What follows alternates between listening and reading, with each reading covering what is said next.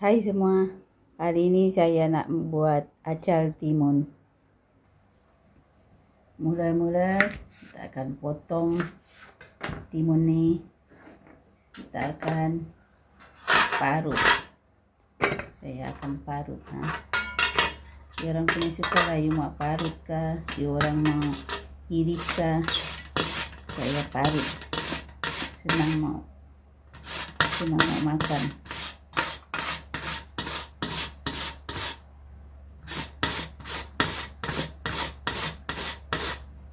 Ini semua saya parut. Timun sudah parut, saya ketepikan. Sekarang saya akan parut pula ini carrot.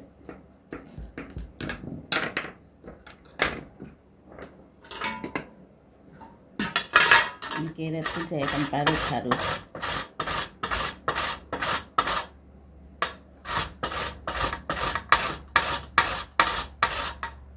Buat sampai habis.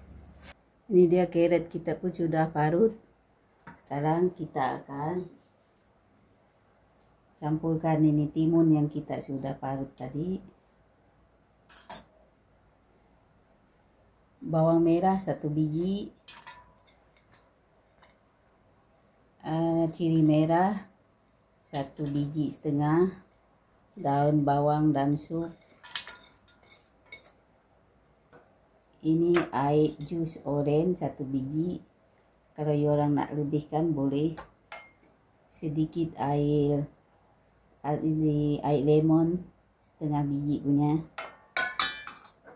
Dan juga garam. Gaul. Ini semua kita gaul. Orang perasakan garam dia secukup rasa.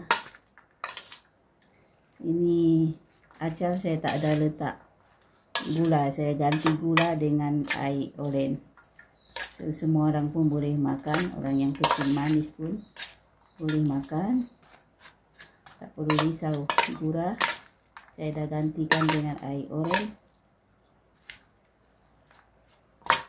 Gaul sampai rata. Lepas itu bolehlah dihidangkan.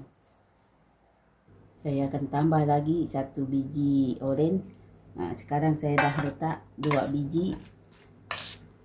2 biji air itu buah oren punya jus.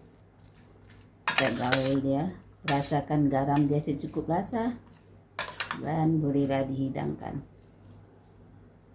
Ini dia acar timun kita sudah siap.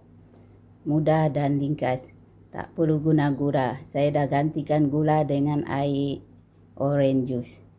Semua orang boleh menikmati acar timun ni tanpa risau dengan penyakit kencing manis dia orang. Terima kasih.